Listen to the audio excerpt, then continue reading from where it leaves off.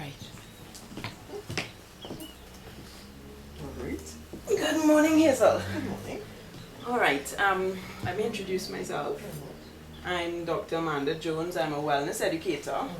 You know me, but just for the benefit of those who would be looking on, I'd like to introduce Mrs. Hazel Baines, who has kindly volunteered to do a little chat with us. Hazel Baines has... Bain? Sorry. Oops. Hazel Bain has actually had a diagnosis of breast cancer some years ago, and her story is a very interesting one, so much so that I really felt it should be shared, which is the purpose of our interview today.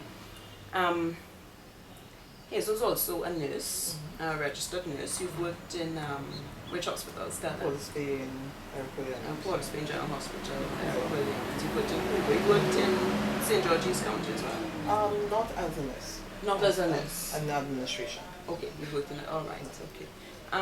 So here we have Nurse Hazel and myself, Dr. Jones, and we're going to talk about something a little bit unusual today, which is taking a natural approach to cancer and actually getting results, because there's a lot of skepticism in the area of cancer and natural approaches, especially from the medical establishment. And this story was so remarkable, I really felt I should share it. Hazel, when were you diagnosed with breast cancer? Actually in September 2008.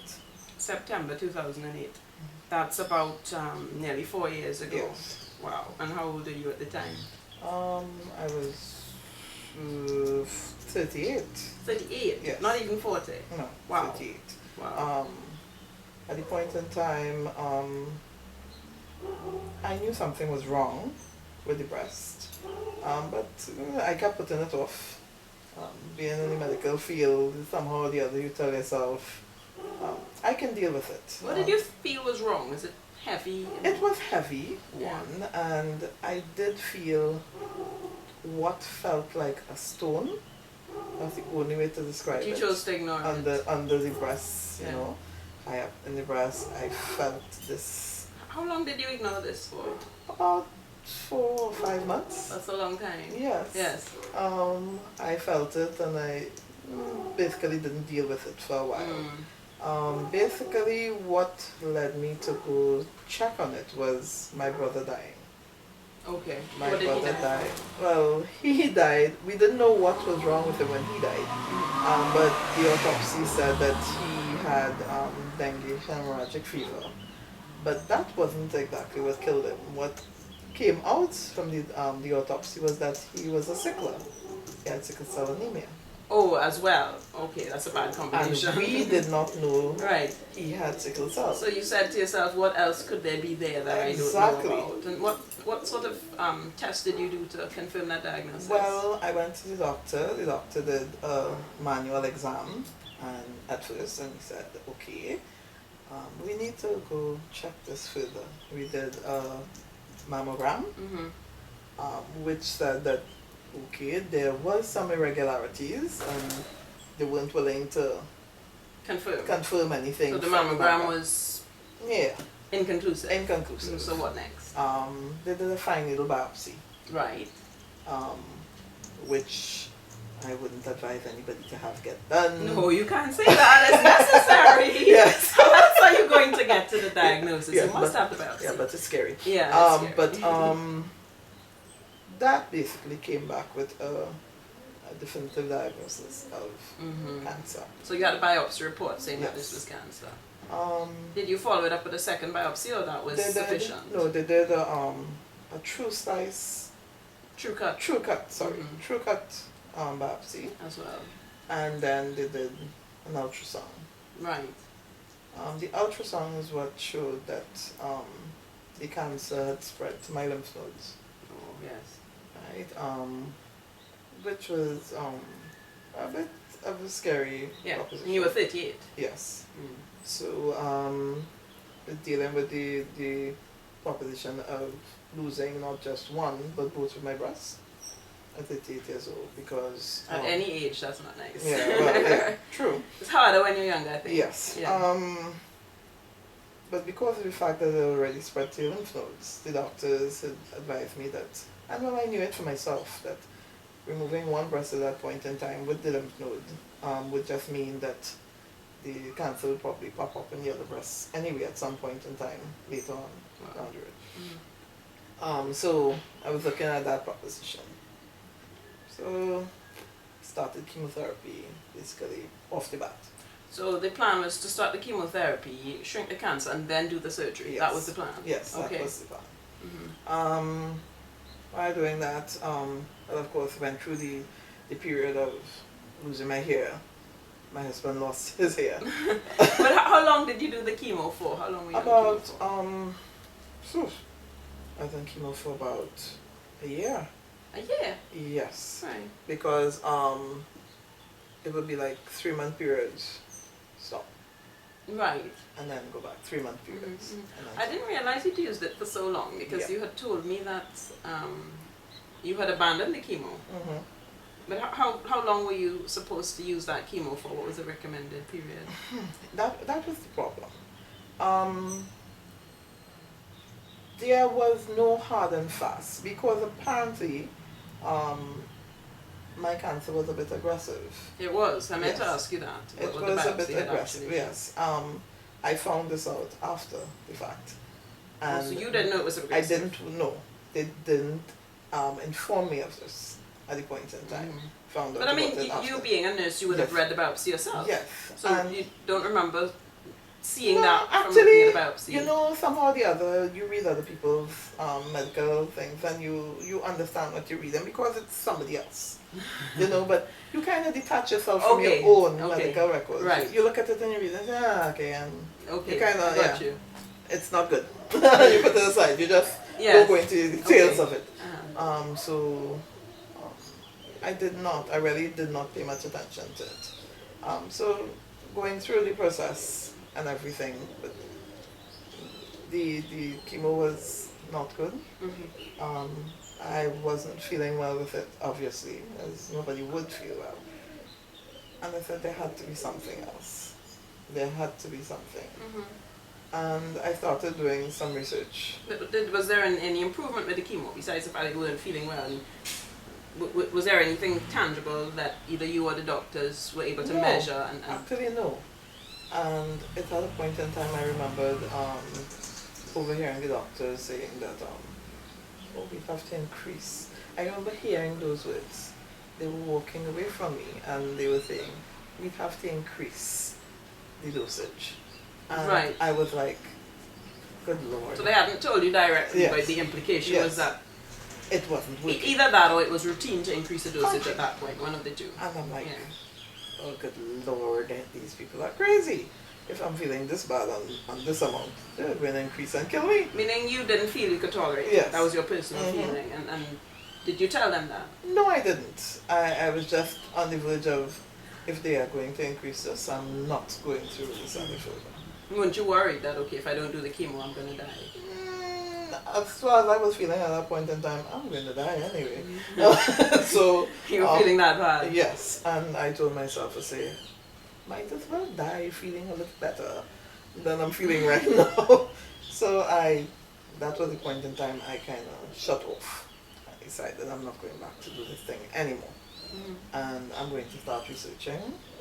And I spoke to another nurse and she started telling me about herbal alternatives. This particular nurse, if I remember, you telling me actually was a breast cancer survivor, or Mhm. is a breast A breast cancer cancer survivor survivor. as well. Yeah. So she had been through the routines, Mm-hmm. whatever what the doctor prescribed, and Mhm. in addition, she chose to use some Yes. so-called alternative treatments Yes. And she was as an good. adjunct. Actually, until she had spoken to me, I didn't even know that she was a Yeah, breast there wasn't cancer apparent, survivor. Yes, yeah. she looked good and really well taken care of. And you know, so obviously, someone who looked good, you usually take someone who looks good as a good example for you to follow. You know, you're not going to take somebody's advice, "Kill, try this," if they're looking, pour me one and haggard and things. So, I was quite willing to try what she had suggested. She suggested one, the avocado leaf. Okay, For- I've never heard of that. Yes, the avocado leaf for upping my blood count. Okay, so what do you do with it? You made a tea? Yes, through it. Okay. And actually, within a matter of a couple of days, I had a bit more energy Okay. than I had before, because it was just so much energy just to get out of bed on mornings. Mm-hmm. It was really difficult. Mm-hmm. But the avocado leaf, I don't know, some people might say mind over matter, but it really did work. Mm-hmm. You know, 3 avocado leaves to a medium-sized pot of water, Okay. and through that made tea with it, drank the water. So that was the first Water. natural approach you That was took. the You have first your own natural. avocado tree? No, No. Okay. I have a neighbor Okay. who, I went to her house and I said, I need some leaves. She said, well, they can't take all the leaf, all the leaves. She said, so go ahead. So what else did you try? What that was one that was one one. thing that Mhm. you felt gave you a boost and Yes, it did. no, I've never heard of that before. Okay, the soursop was another thing I've she heard of told that me. one. She told me the soursop. She said the soursop is known to kill cancer cells. She said, I've never really tried it. She hasn't tried it, but she's She said- recommending. She said, try it. She said, Yes. because she was at a stage where she felt that she had come over her thing. She said, but you are in the midst of it. Wow. She said, try it Mm. with the arm thing. So I started. I got soursop. She said the leaf, she said if you get the fruit, it's better. Mm-hmm. And I went online and I started looking it up, and I saw that some research Mm. had been done. I think they tend to call it graviola, in Graviola, the yes. international community. Right. Yeah. And at first when I was looking soursop, I didn't find anything, and then I saw something on graviola, and I got this graviola. I started looking it up, it had photos, and it's like, way. And I tried, Yeah. and I used it. How long did you use it for? I used it every day for like 3 months. No, like 2 months. That's not Every long, single day. really. That's not No. a long time to use it. 2 months. What made you stop? Actually, I didn't. You didn't stop. I didn't, but I used it every day for You 2 used it months. more religiously for that Yes, 2 month for 2 period. months. Mm. And my husband told me, no, my counselor at radiotherapy center called and said, you need to come in for them to evaluate you. And I'm like, I'm feeling fine. She said, you may be feeling fine, but things may be happening, you need to come in. Yes. And I said, So you went. okay, let's go in and get the sofa and done with. My husband was like, you want me to go with you? I said, nah, it doesn't matter. I went.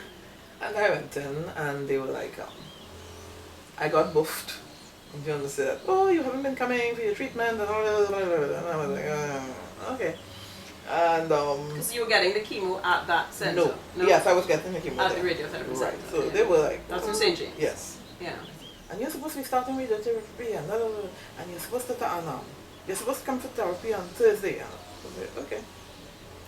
So you came. And, yeah, so, but they did my ultrasound, and they did another fine needle biopsy. Oh, to they see. did? Okay. Yeah, because they said they had to see where it was, because at that point is when they told me, you have an aggressive form of cancer, and so all we know it's going to be right through your body, and blah, blah, blah, blah. I said, okay. I went through. And I went for my radiotherapy treatment, radiation treatment, and after I had my treatment in the morning and it singed my breasts, I was called in, and Dr. Capaldale said, hey, how are you going? I'm fine.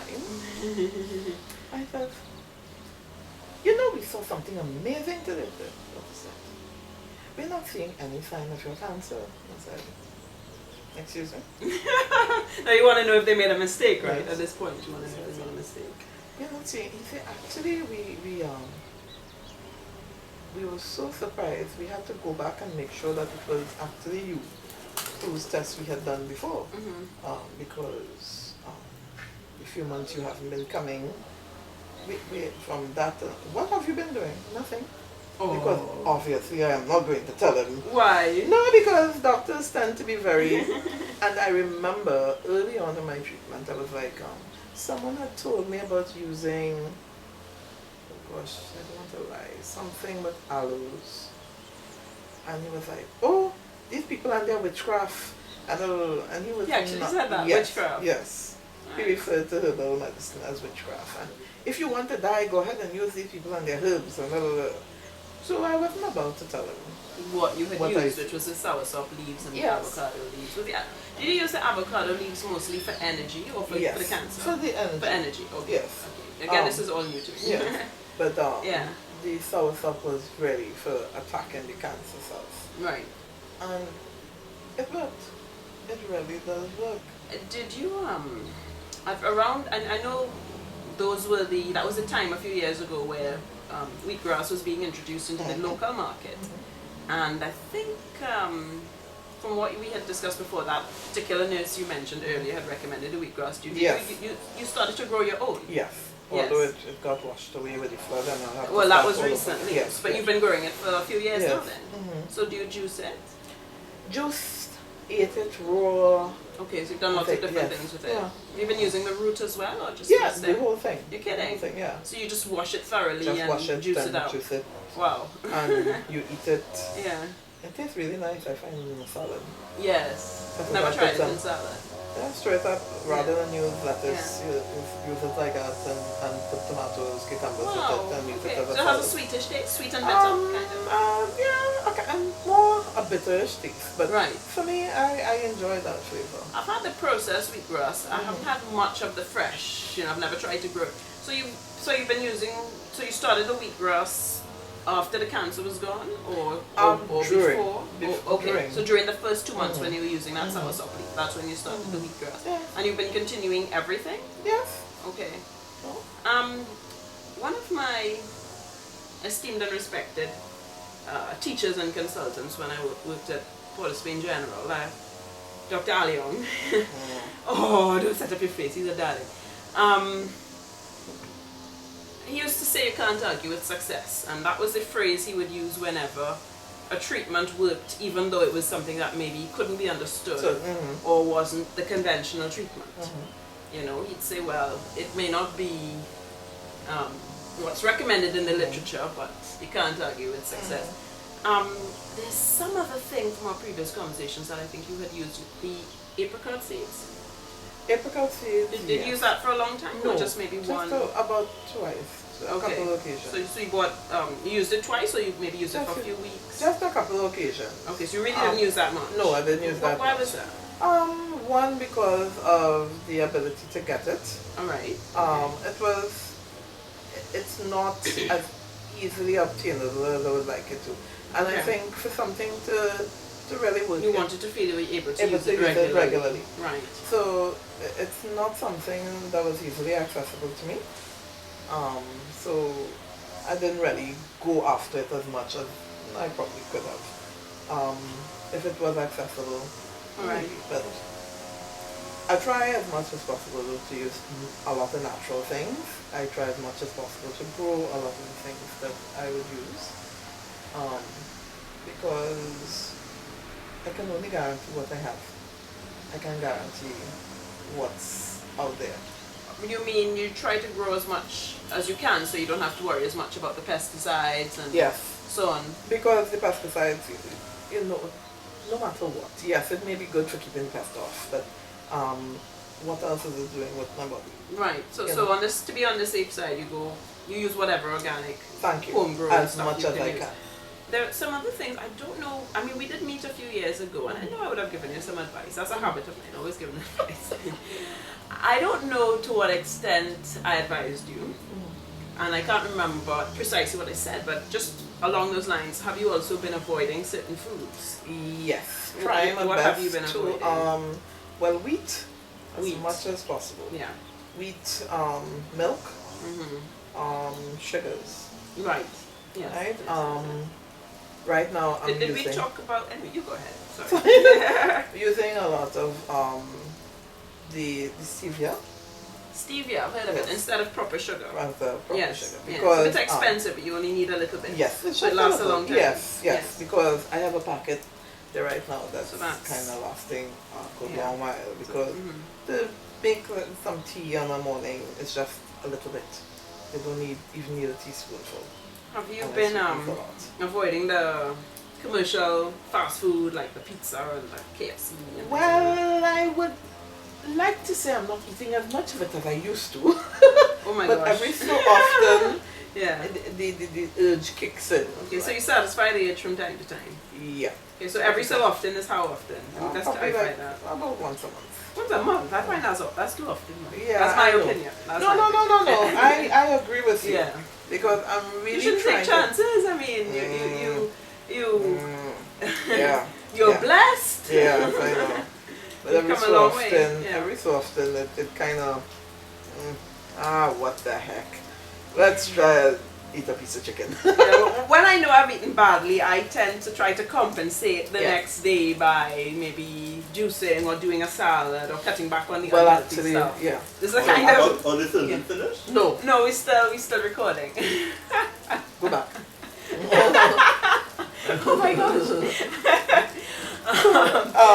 Yes. So like I would do that, and I've got my husband and the rest of my Yeah. family into it as well too. We try to, I try to get up on mornings, even at times when my husband will tell me, stay in your bed, not to worry. I will get up and I'll prepare meals. Okay, healthy Because- meals. yes. Right, so they're not So- taking junk. Right, so salads, making sure that he has his oats Lucky to you. eat. Lucky husband. So no, sometimes too, what I will do, like on a Sunday, I may take the time to make package out salads for the week, Mhm. so that way it will cut back on what I may have to do Yeah, on a morning. yeah. So I just pull a container, and I just don't put any dressing or salt or anything in it. So I just cut up everything, put it in the container, so it's not gonna weep or anything like that. And airtight containers, so we have salads for the week. Now, So it's good. that's wonderful, and I mean, I'm sure you're inspiring everyone who's looking at this video, because I always say prevention is better than cure. All right. We want to ask you about exercise, because that's one of the things that has been demonstrated when people have conditions like breast cancer and prostate cancer. There actually is documented research to show that lifestyle change does make a difference in terms of reducing the tendency towards recurrence and also improving the rates of remission, you know, and the duration of remission. Remission, of course, meaning where the cancer is quiet, under control. And exercise has been definitely shown as a factor. Regular exercise, the more the better in reducing cancer risk and improving cancer survival. So if you haven't got your exercise No, I under haven't. control, then that is definitely the next step Yes. right now. Yes, I know that, and really trying, but haven't really gotten that down pat. Most of my exercise right now is spent in gardening, which I'm still not doing as regularly as I would Yeah. like to, just kind of twice a week. But exercise is, and I would attest that to anybody, some walking every day. That's a great place to start. And I mean, thing. you're living at the bottom of a hill, Yes. so that's perfect for you. So just You know, it's a great place to start. Start. And when that becomes easy for you, then you graduate to something. Something. You're not too old to learn to play tennis or to Actually, start swimming or to Actually, start karate. I'm supposed to be starting after the carnival Yes, some aquatherapy fantastic. at UE Spec. And they use So- weights as well. Yes. Okay, that's awesome. And I've told patients of mine Yes, yes. that water is the best way to exercise because one, you use almost every muscle in your body in water. Depending on the exercises that you do. Yes. And in addition to which, you don't feel as though you're doing all that much because the water tends to be boiling and it helps you carry Okay. whatever. Yeah. So you can run in water and jog in water and you can think all and moving muscles that you wouldn't normally use. Yes. So it helps yes, a bit. yes, yes. You know, so that's why I'm going to start it myself. No, so I'm not just yeah. going to say it, I'm going to Are do we, it. yes, I definitely want to know that next time I'm talking to you, getting Yes. that under control. And while Yes. you're at it, I think it's important you're getting the family to eat more healthily, but you know you've got to get them moving too. Yes. Yeah. Yes. Has your husband lost any weight on that diet? Yes, yeah. He has. Okay. Which good. I hate. What? You like him big and No. cuddly? No, he's lost. I haven't lost any. Oh, why I- that's what you mean. Yes. Yeah, you haven't actually lost the weight. No. Yeah, well, I think that's a hint then that you really need to start exercising. 'Cause if you're eating right, then you're likely to be one of those persons who really needs the exercise. I mean, we all need exercise, but we actually are different in terms of our metabolism and No, because our hormone levels. I used to be a whole lot smaller, and but I also used to be a whole lot more active. Right. I used to run and So things. I think you've got to do everything you can do to maintain that status of cancer survivor. In medicine, we say after 5 years, if we can't find the cancer, and it's a cure. So how many more years do you have before you can say that from a medical point of view you're actually cured? 3. 3. Okay. So in your case, you were due to have chemotherapy, radiotherapy, and surgery, and you've managed to effect a cure. Well, you appear to be cured. There is no trace on the ultrasound of the cancer anymore, through a combination of a year of chemotherapy and some natural treatments. When was the last time you've actually done? I mean, do you go for your follow-up? Every 6 months. Every 6 months, and you're clear. Okay, and how do the doctors feel about this? Are they excited? So far. Great. That's fantastic. Now, this brings me to the conclusion, and one of the things I wanted to explain is why I would want to do a video like this. I felt that this was worth sharing because we have two rather extreme camps, and I think both camps mean very well. You've got the extreme camp of the medical fraternity, which is still very cautious about natural approaches. Many of them will say you can use natural approaches under our supervision as an adjunct, meaning in addition to, as opposed to instead of. And I'm certainly not going to recommend to anybody which road they choose in terms of their cancer treatment, because it is not right for someone to use a forum like this to make such a recommendation. But I'm concerned that you have two extreme camps. You have some doctors which are so skeptical of natural approaches that they tell the client that it's a waste of time, don't bother to try it. And then you have the other camp, which is the camp of alternative practitioners. And sometimes they're so skeptical of the conventional therapy, surgery, chemotherapy, radiotherapy, etc., that they discourage clients from using those approaches. And I think it's unfair to the client. I think what clients need is more information, more choices, and they need to be able to feel that they are making the choice that they feel they should make, and therefore it's not a case of blaming the alternative practitioner or blaming the doctor or blaming the system, but more a case of saying, okay, I am making my choices based on all the information I have available to me, and I will live with my choices. And I think that it's actually much more empowering for the client to not feel that they're always being told what to do. But of course, then they need, they need good information, and I think we have, the medical fraternity needs to work more with the alternative practitioners to define the information, to get more information, so that patients can make better choices. Because that's important. That's how I feel. Because you can't get someone to make an informed decision if they don't have information. So one of the most important roles we have is in informing people of what are the options they have. Yes, there is the traditional medical point of view of chemotherapy, radiation, and surgery, and that might be all well and good for some people, and it may work for some people. And it does work for some people. Right, and there may be the other type, the alternative medicine, which again may work for other people. And often there isn't a real guarantee. I mean, there are some cancers where the rate of cure is very high. That's a fact. Using conventional treatments. However, a lot of the time there is no guarantee. And I guess we just have to do the best we can with the information we have. Yes, and that's just it. And the fact of the matter is, a lot of the time the information is not available. Even in traditional medicine, you find that some of the information for traditional medicine is not there. Yes, because it hasn't been documented in such a way that you can find it. That there are a lot of individual cases, and there's a lot of opinion, and it's not always analyzed from that through that scientific rigorous method, which makes the facts clear. you know. So just want to say thank you again, Hazel, and I really hope that what we've shared will be of value to all of us out there who are looking at reducing our cancer risk or even dealing with cancer. I want to recommend this book very highly, Anti-Cancer, A New Way of Life, by Dr. David Servan-Schreiber.